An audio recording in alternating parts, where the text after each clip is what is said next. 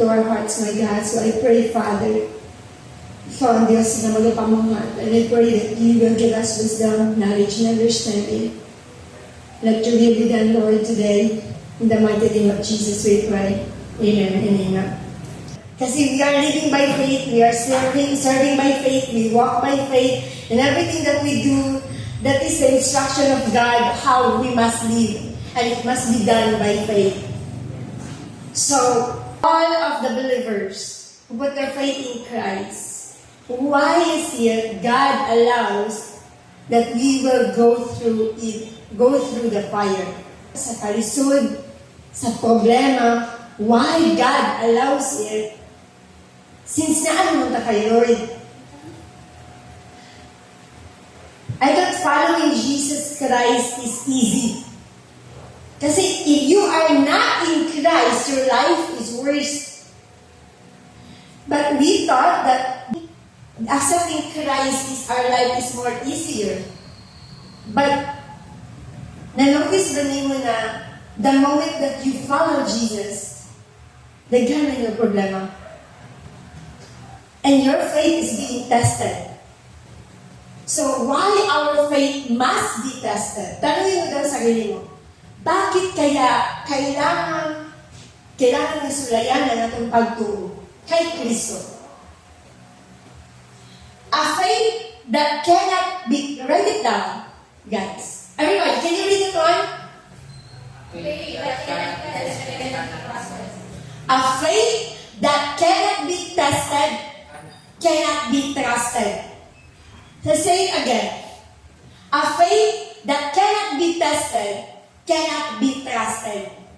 Kasi, kung ang iyong pananampalataya ay hindi masusubukan, ito ay hindi dapat pagkatiwalaan. Paano mo malalaman na ang iyong pananampalataya sa Diyos ay tunay? Na dili matarong. Tinuod yun siya. Nabisa ko sa kita, paano sa amin pag-ibalong nga, likon mo pagtong kay Jesus, dili ka sulayan. There's a faith that cannot be tested, cannot be trusted. Even gold. Paano halimbawa meron nagprenda sa iyo ng ginto. Tatanggapin mo lang ba without testing it, without looking, without i-check, di ba? Na may mga klase-klase i-test ang gold, di ba? Hindi ibig sabihin mukhang gold, ito na, pwede kayo may prenda. Until it's being tested, diyan lang natin mapapatunayan na totoong ginto.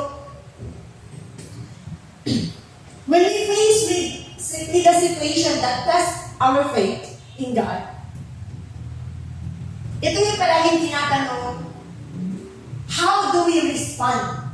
Kasi tayo lahat na may pananampalataya kay Jesus, meron tayong kanya-kanyang reaction towards situation. Sa bawat pagsubok, iba-iba. Iba-iba yung ating reaction mula sa isip pa lamang. Yung ating bibig, the way we respond. May iba tumapahimik lang. May iba, exage kaayo, gamay na nabutang. May iba nag-iisip, may iba nag-pray. May iba masaya. May iba parang lubok na lubok. But many times, if you're a true believer, our initial prayer is for God to deliver us. Diba? Pag halimbawa, sinubukan tayo ni Lord, binigyan tayo ng isang sitwasyon, nasa tingin natin na hindi tayo komportable, ang ating iniisip agad o dinarasal ay, Lord, deliver me from this situation. Gusto mo ikyas, gusto mo mawawalan ng sitwasyon. Tama? Or let's say, sa imong banat di ba, Lord, mangayon yung kang deliverance. Mangayon yung kang tabang. Upon the Lord will not deliver you, right at very moment, deliver ka right away. Just say, God that is intentional na gihatag ni Lord sa tuwa. Because God is strengthening our faith.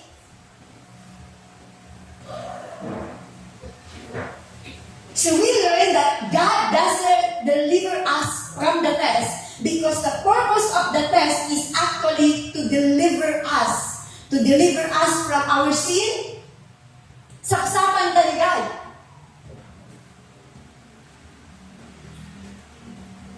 Minsan, ang hirap intindihin why God allow us to go through with that testing. Kaya nakalayo, kaya nakapagsulay. Na parang lahat ba naman ay kalaban mo? Mabait naman ako, Lord. Naging mabait naman ako sa kanila. But parang galit na galit sila sa akin. So, remember that day when you said, God, increase my patience. God, increase my understanding. Teach me how to love. O di yun, be careful kung ano yung dinarasal mo. Because God will set up a situation na opposite siya sa iyong hinihingi. Pero iyon ay magre-resulta sa iyong dasal. Now, ano ba the reason why God put us under trial? God put us under fire? Or God put us under the testing? What's the reason, everybody? The reason is simple. To sanctify us. Remember the day that we accepted Jesus Christ, the Lord justified us. Di ba tayo na ta? Then, the next na buhaton ni Lord is to sanctify us. Saksapan taniya. And what we are going through is sanctification.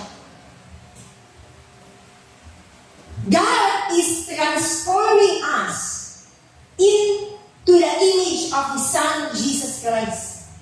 That's why God is allowing us. We are not alone. The whole world, those people who truly believe Jesus Christ, are under trials, under persecution. That's why we are not alone. The purpose of God, the reason of God is God tests us for our good, to develop our faith. Once again, tandaan mo ito. There's nothing more important in the eyes of God and in us is all about your faith. Ito na ang rason. God is sanctifying us so that we will learn to mature in our faith in the Lord. Gusto niya na ang ating pananampalataya ay mas tumibay at lumalim sa Panginoong Jesucristo. Yun lang. Why we keep on coming back in church? Why we are reading the Word of God? Because God is teaching us and instructing us na to put our faith in the Lord. That's it, to be dependent in Christ. So all things, everything, ito na nangyayari sa akin is, sabi na all things works together for the good of those who love the Lord. Kahit maganda o masama yan, whether good or bad, it's still good. So it is to develop our faith. Kaya nga, ang pagsubok ay hindi dapat hamakin or tamayon. So, dahil ito ay isang pagkakataon upang ipakita ang pagiging totoo ng ating pananampalataya at luwalhatiin ang ating Panginoon. Sa ganitong paraan, pag tayo'y sinusubukan ng Panginoon Diyos, dapat ang tinuturo ng Panginoon Diyos sa atin ay matuwa tayo. Di ba ang hirap maging masaya pag ikaw ay nasasaktan? Pero yung kaalaman, the wisdom and understanding, and your submission to God leads you to rejoice. Kahit pa na ayaw mo yung sitwasyon, tinuturuan natin ang sarili natin na sabihin, Lord, I praise you even it hurts. I praise you in this situation kung ito po ang aking kailangan upang mahubog ang aking character at upang makita si Jesus sa aking buhay. So dito din masusukat ang ating pananampalataya. Kung tunay ka talaga ang iyong faith.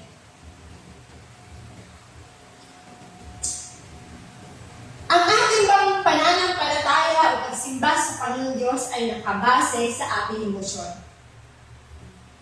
Ang kadasig natin sa pagpangalagad sa Diyos, nakabase ba sa mga tao? Kung daghan mga tao, ang active kayo, di ba? The reason na nag-add ba sa church kay tungod daghang mga friend nato, kauban nato sa simbahan? How about what if God will kinuha? What if konti na lang kayo, iilan na lang tayo? Will you still stay? Yes, sabi ko nga, di ba? Are we serving the Lord out of our excitement or out of our commitment to God? Kasi pag nawala na yung excitement natin, pwede tayong anytime nang minto sa ating pagsiserve kay Lord. Pero ang kaibahan, that when you are serving the Lord, because you are committed, even though you are not okay, even though you are busy, even though wala ka ng pera, you will serve the Lord. Bisan kung sa kakabisi, you will always find a way to give time to God. Because God is your priority. Testing reveals what is in us. Pag tayo ay sinubukan ng Panginoon Diyos, diyan makikita ang tunay na pagka-ikaw. Kung anong nasa kalooban mo, makikita ang tunay na ugali mo, makikita ang tunay na pananampalataya mo, makikita ang tunay na standing mo in serving the Lord. Makikita dyan kung meron ka bang sarili, meron ka bang personal na motibo. Is it really for God or for yourself? For you to gain something? Is it for your benefits or for God alone? That's why no one is accepted for the testing. No one is accepted for the trials. Kaya sabi nga, huwag kang magpakampante sapagkat ang mga pagsubok sa Diyos ay wala yan sa kalendar. Hindi nakakalendar yan na alam mo kung kailan darating ang dagok sa buhay mo. Hindi mo alam kung kailan ka susubukan ng Panginoon. Titirahin ang health ng your family, ng kapatid, ng asawa, ng pamangkin, ng anak. Sabihin mo ngayon, ay, okay pa kasi ako ngayon, okay, dilis ako mag-serve kay Lord, okay pa ito. Dilis ako mag-ampo, dilis ako mag-dut-dut, ya kayo, kinapamang ko'y kwalta, okay na kayo. Mag-dut-dut ang kugati ng kumampo, ya kayo, if I really needed God. Yung sa oras na kailangan ko sa Lord, diyan ako gabi mo dut-dut kayo, magpaka-on-fire dito ko.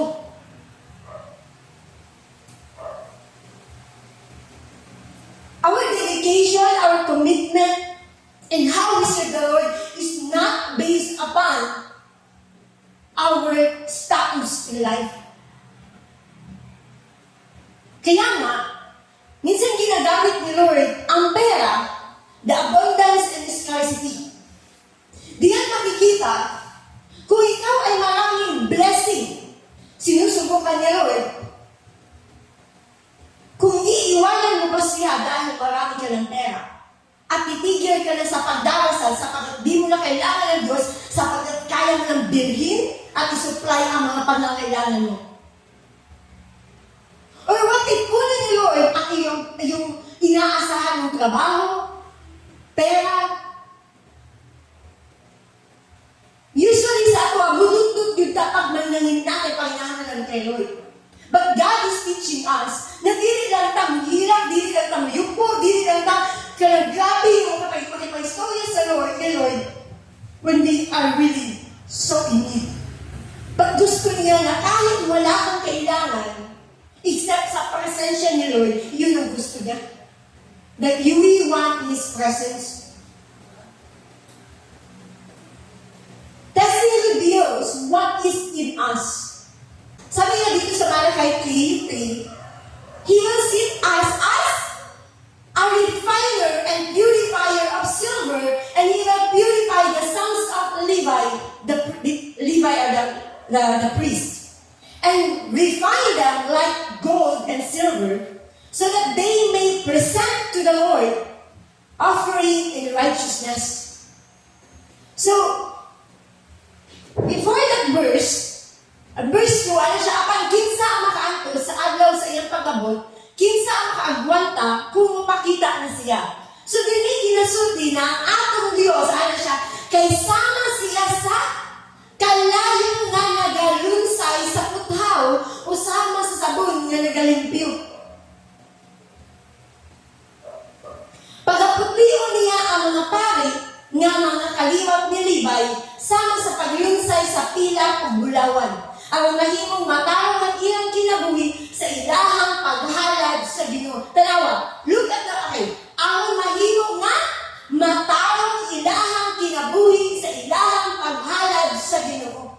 So, ibig sabihin, nasal kita naman ang mga Levites, they are the priests that they will offer. Sila ang katong gitagaan o katunod na maghalad diha sa altar. But the Lord will not accept any offering with a person na dili matawag sa atubangan sa Dios. That's why, para ang atuang mga halad na ginahatag diha sa Dios, iyang madawa, kinahanglan na kita iyang iagi sa kalayo. We need to be under fire. Kasama siya sa kalayo na nagalunsay sa puthaw. He said he is a refine them like gold and silver. Limpyuhan kita. The Lord will not clean us with water na pampaligo because we can do it in our own. God will put us under fire. Our faith will be tested with fire to the point na mureklamo ang imong kaunuhan, mureklamo ang imong hunahuna, ang imong mga pagbati, o bisan pa imong pagtuo diha sa Ginoo. You will question the Lord, where are you, God? I need you. You said, God, when I call your name, you are there. But where are you, God? We have no idea that in the times that you are asking for God's help, God is testing your trust. God is testing your patience.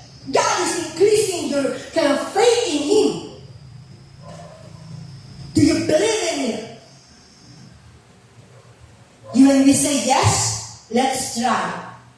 To the point na ano sa kalapitang buhay na 50-50.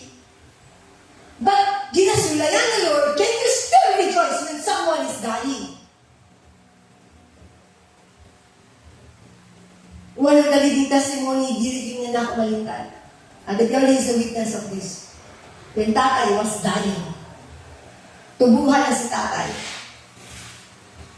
And I said, pagkuna din na mo ato, mawala na si tatay ato. But I don't know si Lord, butang ako sa akong kasing-kasing na ikalipay sa akong kasing-kasing ato. Kaya di kaya naman ito siya ICU, nakagawa sa after 27 days yun, ano? And then, after 2 days, naghingalo si tatay, nag-agaw ka balik tubuhan ang pagpunta.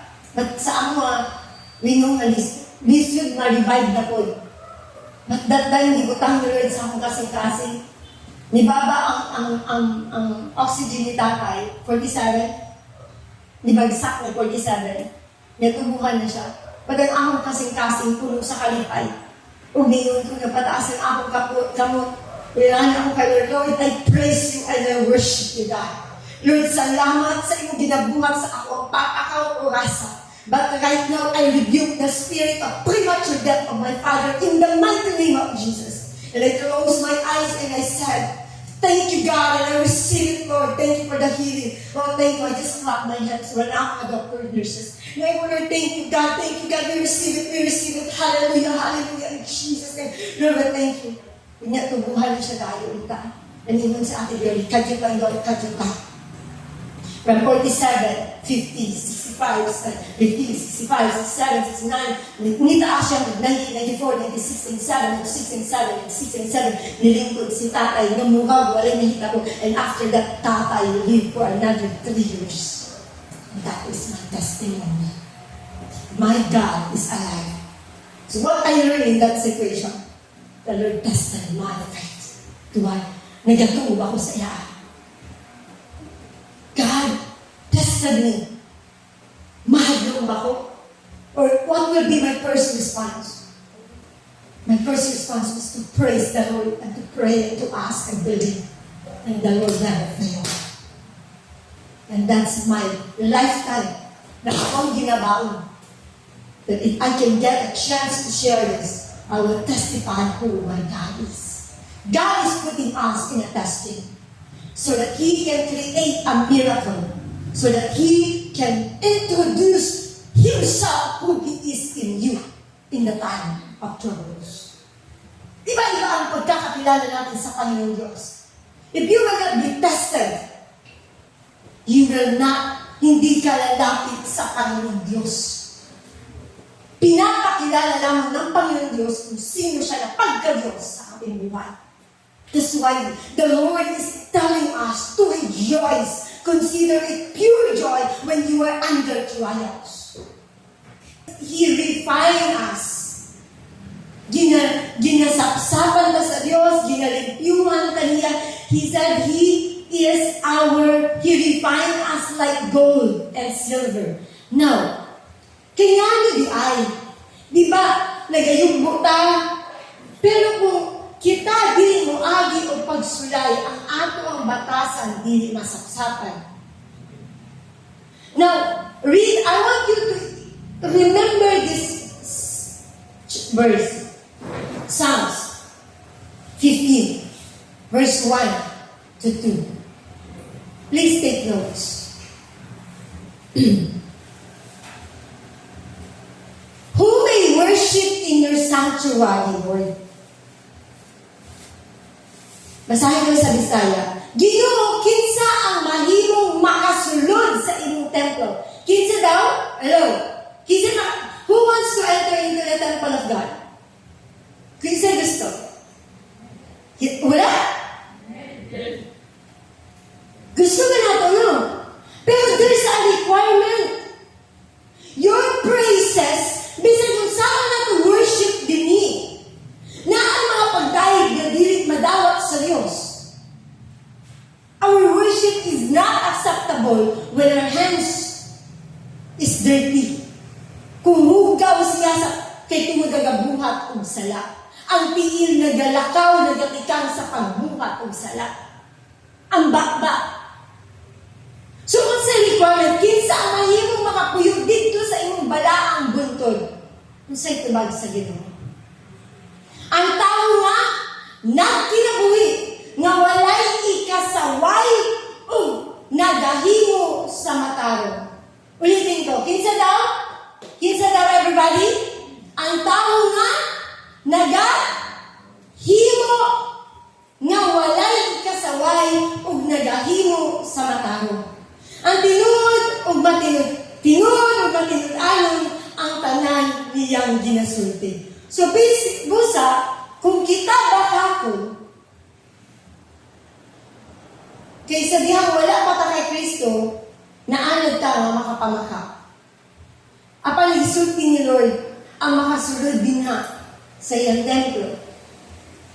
Mao ka to, tinuod o matinud anon ang tanan niyang ginasulti. Sumuna itong tunan nga mulikay kita sa pagpamaka. Kay kung dili natin siya ihabit, mahimo nimo siyang habit na matawag kang bakako na pagkatao. Kung maanad ka o pamaka, bakako ka.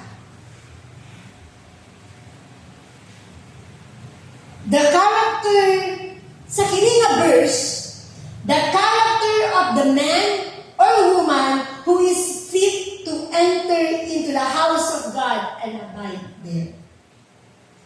So naay kanang character nga ginapangita si Lord sa tuwa. That's why, maunang dakong rason kay gusto niya na ang atong mga pagdahig ug ang atong mga halag dawaton sa Dios busa iya kita ginaagi ang atong mga pagtuo under fire.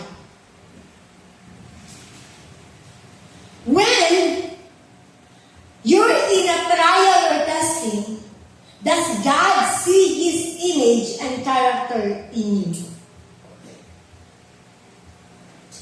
Sa dihang kita sa katong baguhan pa nino, nahitabo. Ang atong matasan, normal na makabatik kita og kasakit na atong mga tinawhanon na mga reaction. So, sa dihang kita sulayan ni Lord, makita ba ang imahe ni Jesus o ang iyang character sa atin ba? May question, kung si Jesus, unsa siya nag-react sa usa ka sitwasyon? Kung siya itan, unsa ang reaction ni Jesus Christ? Matthew 4:4. Every time, gitan siya sa yawa. And it is written. For it is written. Mabala person na word yung isulti, di ba? For sentence. For it is written. Sapagkat ito'y nasusulat. So he responded with the truth.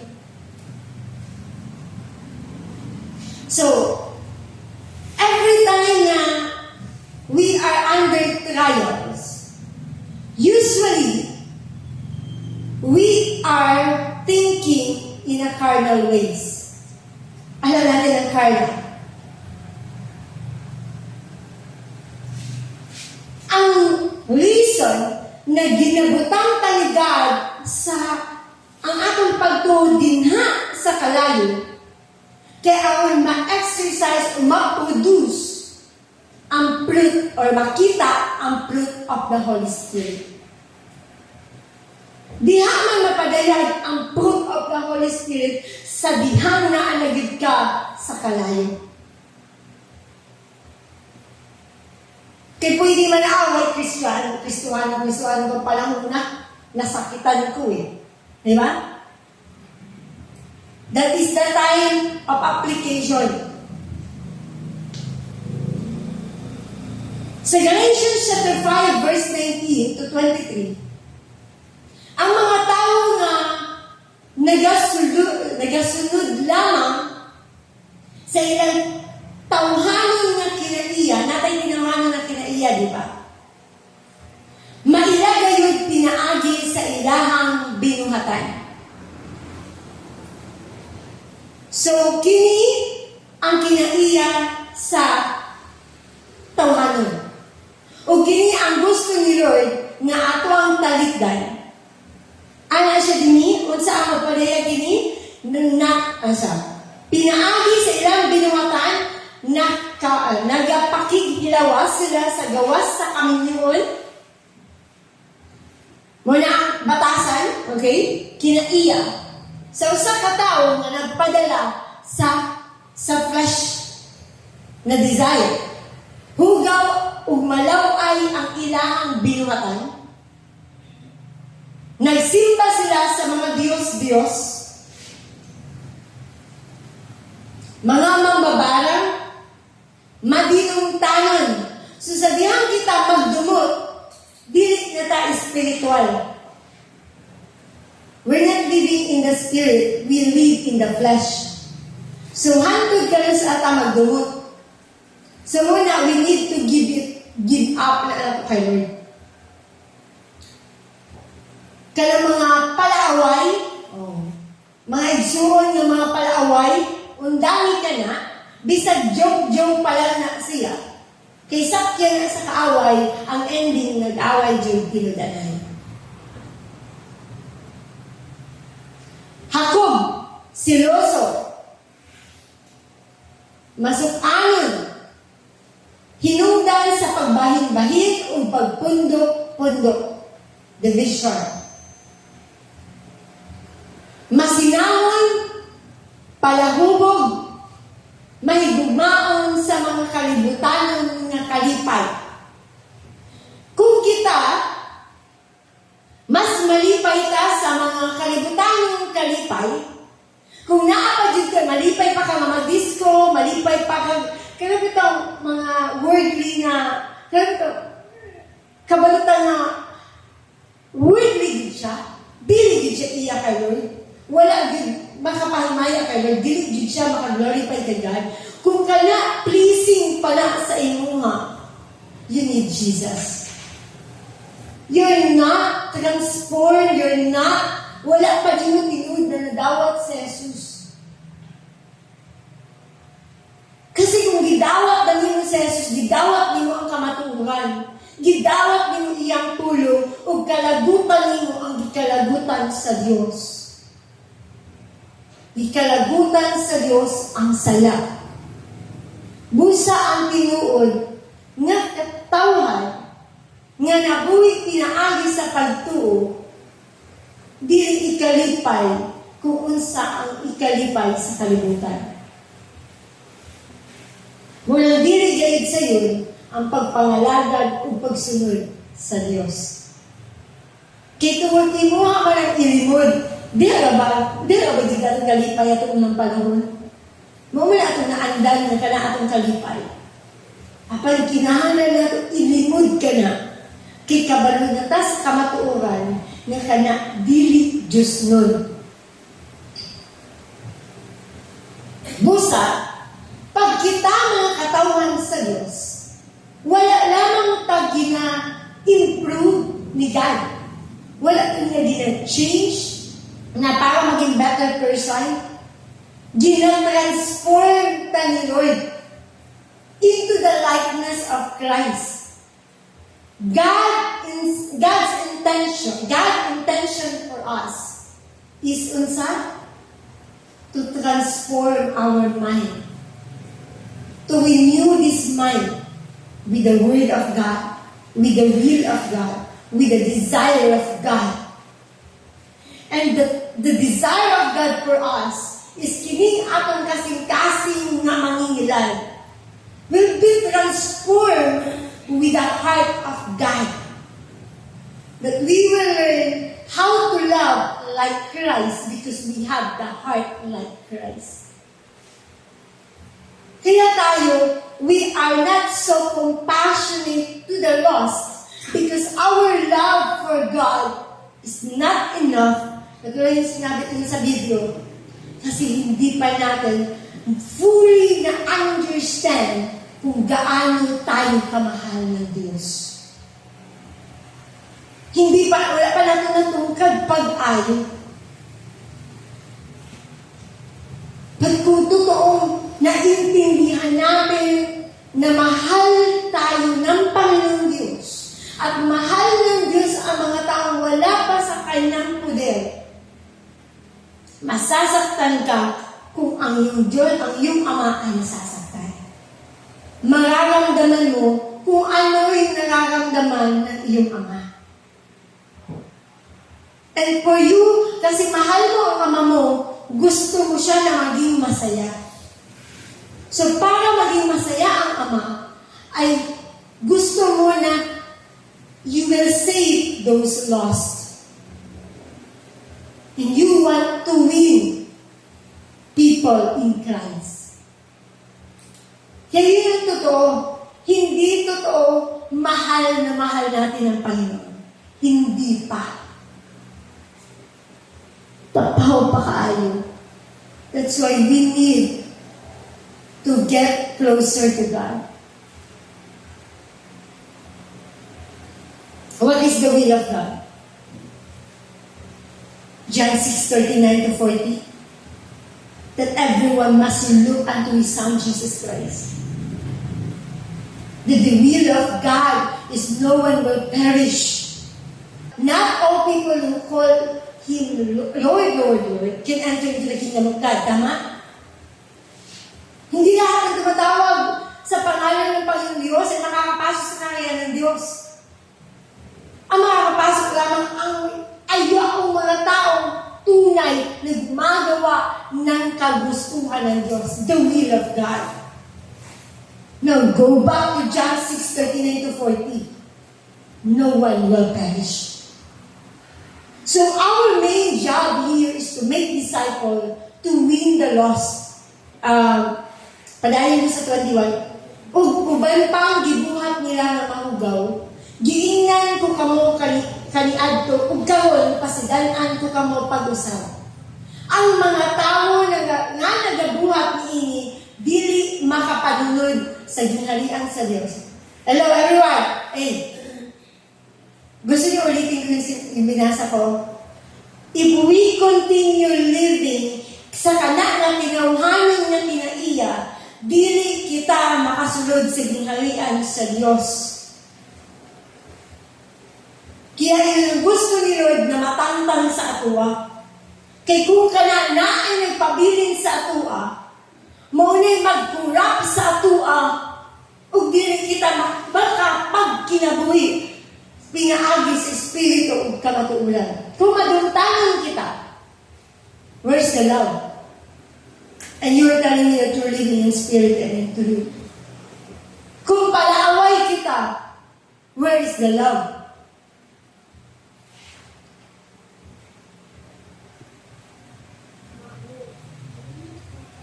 So, muna, timanan natin ganyan. Kanang ng mga butang, ng mga tinawhanon na character, muna nagpa-slow down sa atua, sa atong pangalagad sa Diyos.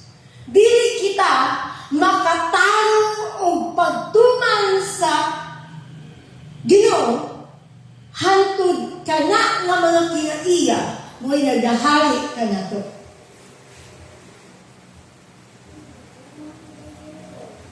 Abang kini ang makita sa kinabuhi sa tao, kung ang Espiritu Santo mao nagdadahong kaniya. So kung kini daw, at kini nga mga karakter niya ako isulti, mauni ang makita kung ang nagdahong sa inyo, nagadumala kanimo mao ang Espiritu sa Dios. Gisulti dinhi nga mahigugmaon siya, malipayon, dapat malipayon ba tanan? Malipayon ba? Malipayon ba? May kalinaw, nabay kalinaw pag muna karon? Mainang tuson. So, kung di ka mainang tuson, bagulbulan. So, ginatuluan ka sa Diyos, dapat hindi makita ang pagiging mainang tuson. Maayo sa iyang isig katawo, manggihat tagol, kasaligan, buutan, ug makapugong sa iyahang kaugalingon. Kung mao kini ang atong buhaton, dili nato malapas ang mga sugo sa Dios kanato. Nasabtan klaro ba? So kini, ang kining bunga sa balaan ni Espiritu, mao ang hugma. Lahi-lahi o level ang ato ang kung bunga sa balaan ni Espiritu. Nakadepende ka na sa inyong maturity in the Lord. Kaya kung mas nakasabot ka sa pulong sa Diyos, kung ikaw mas nakailas sa Ginoo, mas makabatong kahadlok sa Diyos. So, mas magpugong ka sa imong kaugalingon. Busa kitang tanan na atay klase-klase na level na kumaga, dayag kayo sa iyaha ang batasan na pagka mapainugon, pagpugong sa kaugalingon, makita kayo ang iyang pagkamahinatagon, dagang mga Kristuhanon na dugay na sa Ginoo pero dalo gihapon. Diba? Dalo sa daghang mga pamaagi. Dili lamang sa kwarta, apan sa oras, sa talento, sa iyang kinabuhi, sa iyang kaalam, dili niya ma-share. Bisan pa gani ang kaluwasan, dalo. Kay dili man niya madinay iyang kaugalingon, kay naa siya ginapagaliority nga lain. That's why those people who deny themselves, they are giver. They gave up their life to God. Everything about them. If you truly follow Jesus, if you truly deny yourself, makita na. Makita na to na ang nature sa usa ka ginto, dili gyud siya pure. Daghang impurities. Hugaw gyud siya, no? Busa, muagi gyud siya, ug kalayo. We know, nawali na nako na ang katong para ma-purify yun ang isa ka ginto. Muabot pa kini upat ka oras, tulog, tungaw, upat ka oras, usa ma-finalize na ma-purify ang isa ka ginto. Kay grabe nga mga pagsalang sa ginto, pagsalang ang ginto diha sa kalayo. So everybody, can we read that one? Nga anong ginasulayan ta? Testing removes impurities. If we want our faith in God to be pure and indestructible like gold,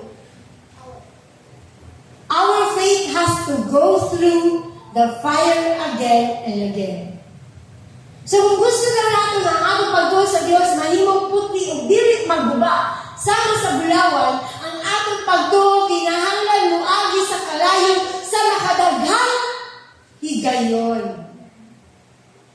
So, that's why, habang ikaw, kana nga Espiritu, habang nagatingog pa ka, the Lord will never stop putting you under fire. Hantod buhit pa ta. Iagi o iagi gitang sa kalayo. Kay tungod ang motibo sa Diyos, lig-unon o ipamature ang imuhang pagtuo kay Jesucristo kung para mahimo ka na mas dependent diha kay Lord. No one is immune with trials. Huwag mo sabihin na anyad ako mga pagsulay. Dili bugo si Lord. Because He is giving you a trial that it is so hard for you to bear, enough for you to depend, mag-asya kay Lord, maging dependent kay Lord. Dili na siya pagsulay kung dili ka mag-isud. God is giving us a trial or a testing because na ay gina-target si Lord sa imo ang character na need matransform. Amen ba? That's why, lahi-lahi kasi ang atuang mga problema. Problema siya kay tungod wala ka na anad kung saan pagsulbad niya na. Because if it's kung ikaw ka ba yung sulbad na pili na siya problema, that's not a trial, that's not a challenge to you. Para sa usa ka bata, Ezekiel, I want you to cook caldereta. You need to cook caldereta for the people here, ha? I will give you money to buy some ingredients. Before we finish this service, we will make sure that we have food here. Do you understand? Ang una ni Ezekiel, di ba? Hula mo ang problema ni Ezekiel, magluto siya. I don't know how to cook. I don't even know how to go to the market. Di ba takong problema? Mukha siya. Di ba? Because wala pa siya sa kanang level na ability. He will really struggle.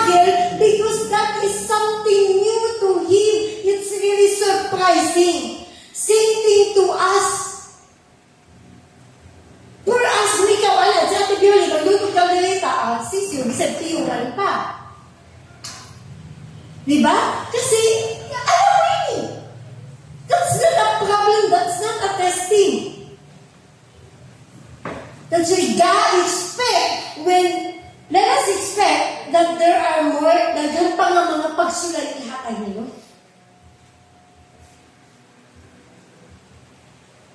That's why, ayaw pagluya-luya sa pagpangalagad kay Lord. Kay sa dihang magluya-luya ka, o sa dihang nagluya ka, kinsa imong Diyos kay imong tawgon kung ang Diyos nasuko kanimo kay tungod ni talikod kaniya.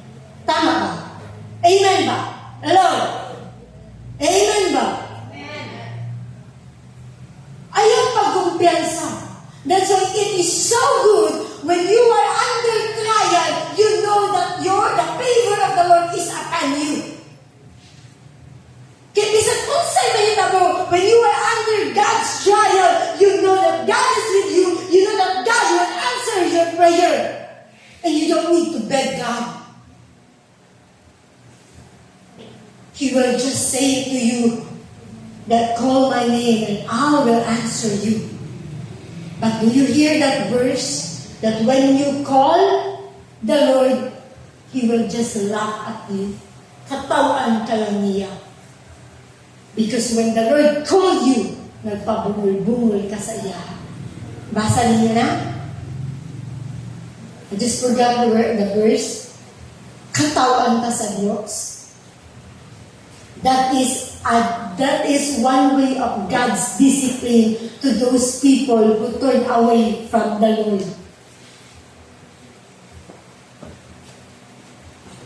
So here, as you grow in your faith, you begin passing more and more tests, and your tests you like gold.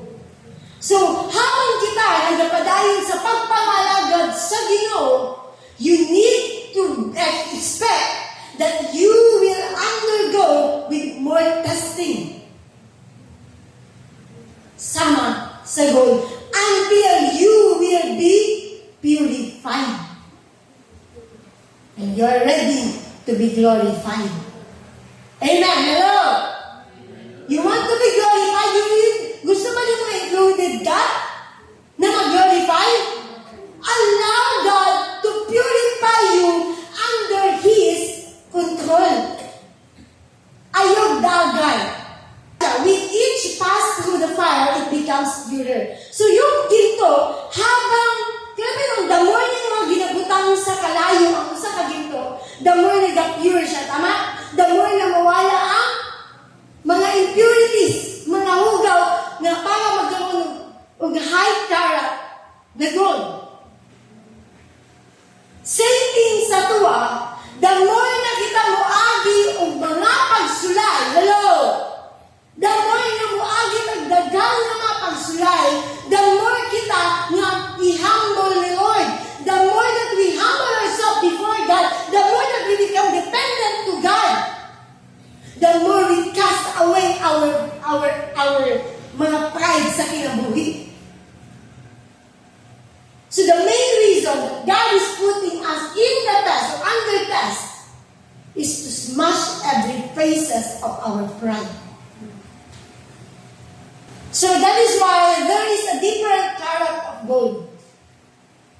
8 carat, 16 carats, 24 carats. The higher the carat, the purer it is. With 24 carats being purest. So the more na taas ang carat, the more siya na nag-pure siya. So ibig sabihin, kung ikaw, grabe, tawanan niyo, wala naman kalundangan ng problema ba? Pero may talagang problema, makasala, hindi tawanan niyo, Nalalagay mo ka Ginoo. Anak, kayo nga tinaguan mga sala. Muna ni agi ka. Inyana, gibundakan ka mga problema. Do you believe that? Nga pag once nga dagang problema, makasala ka? Not always. Kita talaga makasala pag kita. But remember, Job, bisan pag nangala mawala. Pero ang kining pagsulay ni Lord nga para sa mga believer, wala ka ni agi sa kana nga pag-testing ni Lord because nasuko si Lord sa imo ha.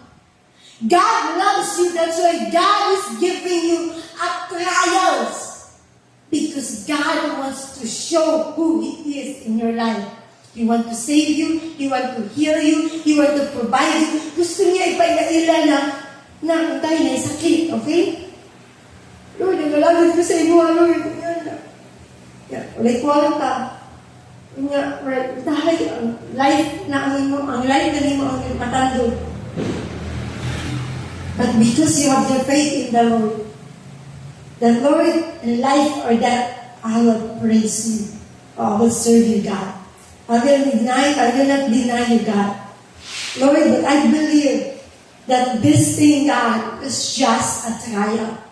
Lord, kung ginahalan ko ni Agian, so be it. But I know you are my healer, God. You are my provider. Lord, if I will die, can I still praise you? Do you think the dead can still praise you? Lord, hear me and be glorified in my life. And because you believe in the Lord, that God is there for you. And then, amazing si Lord mamuhat sa pinasahid. Giayo, giprovide ni Lord zero balance. O diha, kana baon na nimo. Kanang milagro nga imo na silapian diha kay Lord. Kung na'y mangutana sa imo ha, kinsa si Jesus sa imo ha. Now you can tell it to that person that Jesus is my healer. Naman kayo nga Jesus is your healer. Kwento dahil ka na. You can tell about what the Lord had done in your life. Amen ba? Meron kang something to tell to the people who is your God.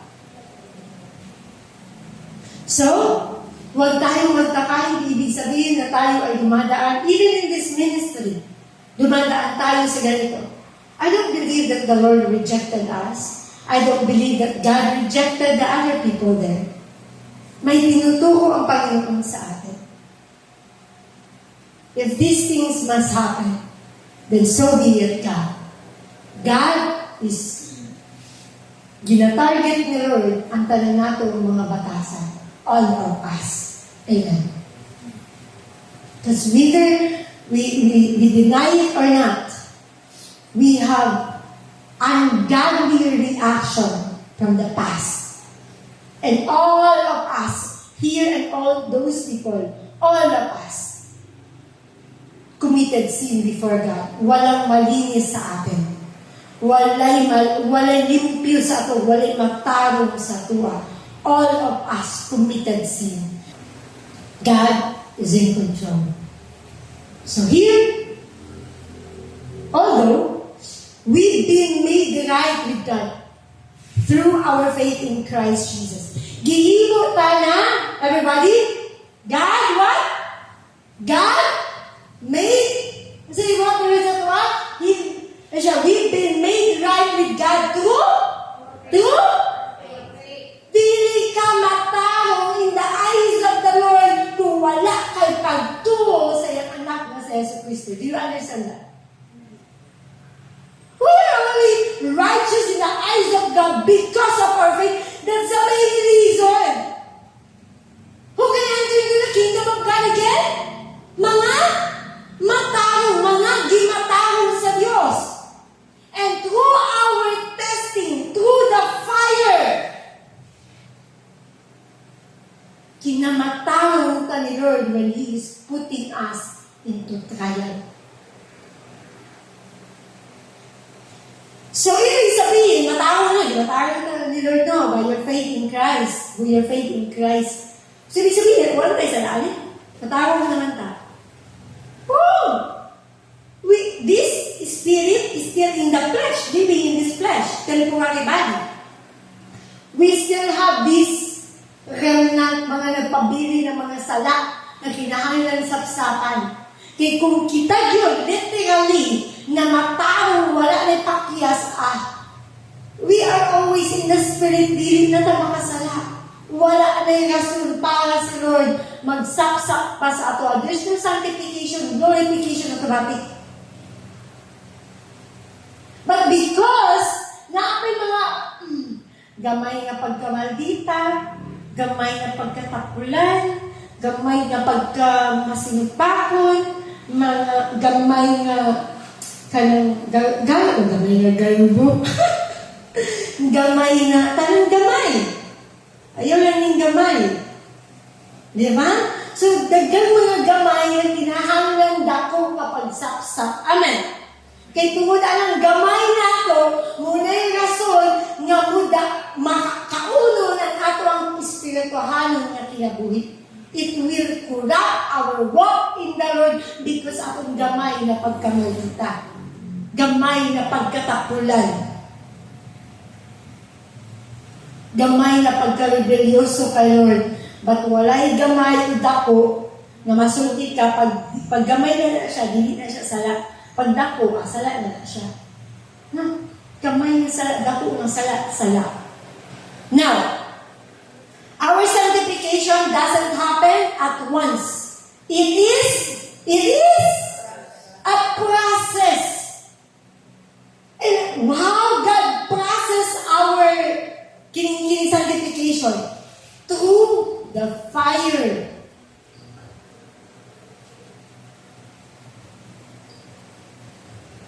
God is using your family, your siblings, your children, tanan nga sa iyong palibot, customer, katrabaho, tanan, gamiton na ni Lord to process your character. Kung kinsa ang nasa palibot nimo, God will use them para tandugon ang inyong wicked na heart. Our heart is deceitful. The main reason, that's why, di ba, sa to, importante kining kasing-kasing. Guard your heart, guard your mind. That's why the instruction of God is read the Word of God. Let your mind and your heart be filled with His Word and His Spirit, so that this mind will be sanctified by His truth. So that mapuno ang ato ang kasing-kasing sa pulong sa Diyos, ang mag-awas sa atong bakba, ang putli, ang balaan na pulong sa Diyos. Because a day without the Word of God is a day full of sin. When you have wala kang Word of God, hinay-hinay ka anak nga makulap ka sa kalibutan. Because when there's no Word of God, nga atong feeling sa atong unang kasing-kasing, what fills in our mind and our heart is the worldly things. The absence of holiness is the presence of wickedness. Our desire to follow Jesus in daily basis is intentional.